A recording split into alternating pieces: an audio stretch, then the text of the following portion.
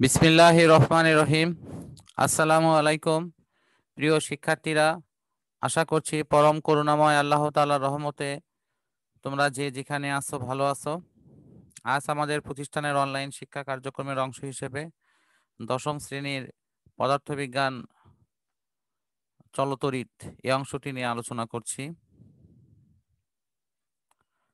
আজ আমাদের একটি গুরুত্বপূর্ণ অংশ আলোচনায় আছে, সেটি হলো বিদ্যুতের নিরাপদ ব্যবহার। আমরা প্রতিদিন এই চলতরিৎ অর্থাৎ এসি বিদ্যুৎ বাসায় ব্যবহার করি এবং এই ব্যবহার করার ক্ষেত্রে অনেক সময়ই আমাদের অসাবধানতায় অনাকাঙ্ক্ষিত দুর্ঘটনা ঘটে এবং সেখানে জীবন মান এবং সম্পদের অনেক ক্ষয়ক্ষতি হয়ে থাকে। বিশেষ করে শর্ট সার্কিটের প্রভাবে যখন আগুন লাগে তখন আমাদের অনেক ভয়াবহ দৃশ্য দেখতে হয়, যেগুলো আমরা অনেক সময় ইলেকট্রনিক মিডিয়ায় দেখে থাকি। সুতরাং আমাদের অবশ্যই এই বিদ্যুৎ ব্যবহারের ব্যাপারে প্রয়োজনীয় সতর্ক হওয়া দরকার এবং এই বিষয়ে প্রয়োজনীয় যে প্রাথমিক জ্ঞান সেটি আমাদের থাকতে হবে। আমরা বাসায় বিভিন্ন যন্ত্র ব্যবহার করি, ফ্রিজ, টিভি থেকে শুরু করে হিটার, তারপর মাইক্রো ওভেনে খাবার রান্না করা, ওয়াশিং মেশিন ইত্যাদি। অনেক সময় কাপড় ক্যালেন্ডার করার ক্ষেত্রেও আমরা ব্যবহার করি এই বিদ্যুতের যে বিশেষ যন্ত্র ইস্ত্রি। বাসার বাহিরে স্কুল, কলেজ, বিশ্ববিদ্যালয়, ক্ষেত খামার বিভিন্ন স্থানে এই বিদ্যুতের ব্যবহার আছে। আম, এবং সেখানেও আমাদের অবশ্যই বিদ্যুতের যে বিপজ্জনক দিকগুলো আছে এটি সম্পর্কে আমাদের সাধারণ কিছু ধারণা থাকা দরকার। আমাদের সাধারণত আমাদের শরীরটা বিদ্যুৎ পুরোপুরি পরিবাহী নয়, এর রোধ অনেক বেশি। প্রায় 30 থেকে 50 হাজার ওহম রোধ বিশিষ্ট আমাদের শরীর। কিন্তু শরীরটি যদি ভেজা থাকে, বিশেষ করে পায়ের নিচে যদি ভেজা মাটি থাকে, তাহলে এর রোধ অনেক অনেক কমে আসে এবং তার মধ্য দিয়ে অনায়াসেই আমাদের শরীরের জন্য যে বিপজ্জনক মাত্রায় বিদ্যুৎ যাওয়া দরকার সেটি কিন্তু চলে যায়। আর আমরা তখন বিদ্যুৎ পৃষ্ঠ হয়ে কিন্তু মৃত্যুর ঝুঁকিতে পড়ে যাই। সাধারণত হৃৎপিণ্ডের মধ্যে 10 মিলিঅ্যাম্পিয়ার বিদ্যুৎ যদি যায় তাহলে সেই হৃৎপিণ্ডটি কার্যত অকার্যকর হয়ে যায় এবং তখন সেটি রক্ত সঞ্চালন ক্রিয়া বন্ধ করে দিলে তখন ওই মানুষটি মৃত্যুর দিকে অগ্রসর হয়। এবং এটি নির্দিষ্ট সময়ের মধ্যে যদি তাকে বিদ্যুতের সেই নির্দিষ্ট বিপজ্জনক জায়গা থেকে সরিয়ে না ফেলা হয় অথবা মেইন লাইন বন্ধ করে দেয়া না হয়, তাহলে তাকে আর পৃথিবীতে ফিরে নিয়ে আসা যায় না। তো কাজে আমাদের এই ব্যাপারটা নিয়ে অনেক বেশি সতর্ক হওয়া দরকার। এখন আমরা বিদ্যুৎ সাধারণত এসি এবং ডিসি দুই ধরনের ব্যবহার করি। একই ভোল্টেজে ডিসির চাইতে এসি প্রায় 5 গুণ ক্ষতিকর হয়ে থাকে আমাদের জন্য এবং এটি আমাদের জন্য বেশি বিপজ্জনক। সুতরাং এসি বিদ্যুৎ ব্যবহারের ক্ষেত্রে আমাদের অনেক বেশি সতর্ক হওয়া প্রয়োজন। তো আমরা সতর্কতার ক্ষেত্রে কোন বিষয়গুলো আমরা বিবেচনায় নেব, সেই বিষয়গুলোর মধ্যে প্রথমটি আছে বিদ্যুতের যে অপরিবাহক আস্তরণ। অর্থাৎ আমরা যে তারগুলো ব্যবহার করি প্রত্যেকটা তারের উপর কিন্তু প্লাস্টিকের একটা আবরণ দেওয়া থাকে। বর্তমানে অনেক কোম্পানি এই আবরণগুলোকে আম, মানে ফায়ার রোধী করেছে, অর্থাৎ আগুন প্রতিরোধী করেছে। সেখানে আগুনেও সহজে কিন্তু এগুলো পড়ে না, এরকম প্লাস্টিক উপকরণ দিয়ে তারা এগুলো তৈরি করছে। তো আমাদের অবশ্যই যথাযথ ভালো মানের কোম্পানির ভালো মানের জিনিস এখানে ব্যবহার করতে হবে, যাতে করে এটি সহজে পুড়ে না যায় বা সহজে এটি নষ্ট না হয়। অনেক সময় শর্ট সার্কিটে বিদ্যুতে যে আগুন ধরার যে বিষয়টা থাকে, সেখানে যদি এই ধরনের ভালো মানের তার ব্যবহার করা হয় তাহলে সেটি ক্ষতিগ্রস্ত হওয়ার সম্ভাবনাটা অনেক কম থাকে। অর্থাৎ আমাদের যে তারটি ব্যবহার করতে হবে সেটি মোটামুটি ফায়ার প্রুফ হওয়াটাই এখন বেশি প্রয়োজন।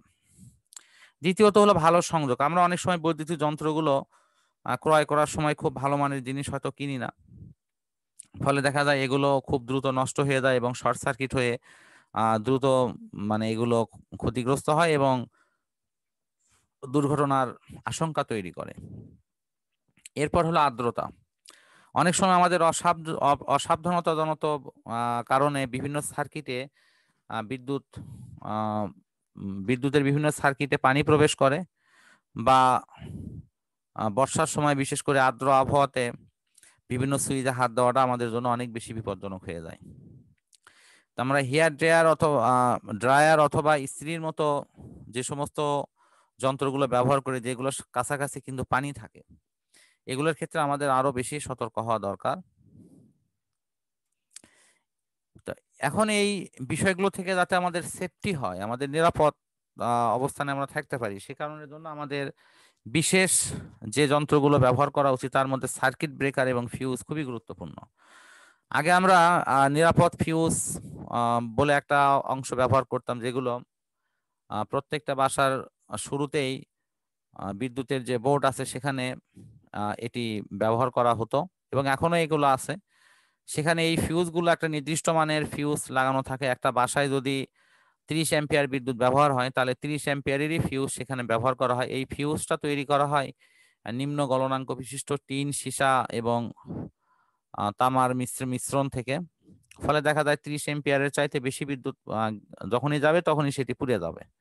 আর এই পুড়ে দেওয়ার মধ্য থেকে ওখানকার যন্ত্রপাতি থেকে শুরু করে জানমালের তারা কিন্তু নিরাপত্তা বিধান করে।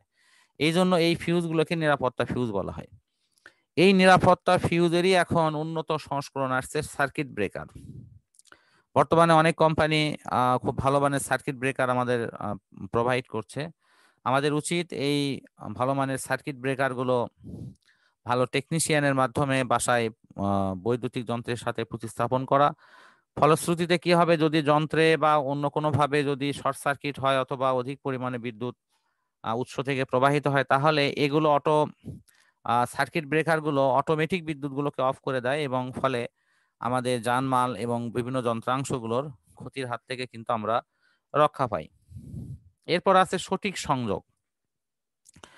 ভালো মানের টেকনিশিয়ান যারা বিদ্যুতের ব্যাপারে খুব ভালো জ্ঞান রাখে, এরকম আহ মানুষকে টেকনিক্যাল মানুষকে দিয়ে আমাদের সংযোগ দেওয়ার কাজটা করতে হবে। যারা যে সমস্ত ইলেকট্রিশিয়ান অধিক পরিমাণে দক্ষ নয়, তাদেরকে দেখা যায় অনেক সময় আমরা সস্তায় নিয়ে আসি এবং বাসায় যে ত্রুটিপূর্ণ সংযোগগুলো করে থাকি, এর ফলে কিন্তু আমাদের ভয়াবহ দুর্ঘটনা ঘটার আশঙ্কা থাকে। সুতরাং সংযোগগুলো আমাদের সঠিক মানে দিতে হবে। বিশেষ করে সুইচগুলো যখন সেট আপ করা হয়, তখন সুইচগুলো কিন্তু সেট আপ করতে হবে লাইভ তারে, অর্থাৎ জীবন্ত তারে। এখন অনেকে হয়তো বলবে জীবন্ত তার কোনটা। আসলে আমাদের এসি বিদ্যুতের ক্ষেত্রে দুইটি তার থাকে। এর একটিতে বিদ্যুৎ আমরা যদি টেস্টার ধরি তাহলে আলো জ্বলবে, অন্যটিতে জ্বলে না। যেটিতে আলো জ্বলবে সেটি ফেজ তার বা জীবন্ত তার। মূলত সুইচগুলোকে আমাদের অবশ্যই ওই জীবন্ত তারের সাথে সংশ্লিষ্ট করে সংযুক্ত করতে হবে। ফলে সুইচ অফ করার সাথে সাথেই ওই যন্ত্রের মধ্যে কোনো প্রকার ভোল্টেজ বা বিদ্যুৎ সেখানে থাকবে না, ফলে আমরা পুরোপুরি সেফ থাকতে পারবো। এরপর আছে গ্রাউন্ড তার। তোমরা নিশ্চয়ই দেখতে পারছো যে বিদ্যুতের অধিকাংশ যন্ত্রেরই দুইটা করে প্লাগ থাকলেও অনেক দামি যন্ত্রের তিনটা করে প্লাগ থাকে। যেমন আমি একটা বিশেষ উদাহরণ দেবো, যে ফ্রিজের ক্ষেত্রে। তো এগুলোর কেন থাকে? ফ্রিজ কম্পিউটারে এগুলো 3 প্লাগ ইউজ করা হয়, তার তৃতীয় প্লাগটি থাকে হলো গ্রাউন্ড তারের সাথে সংযুক্ত।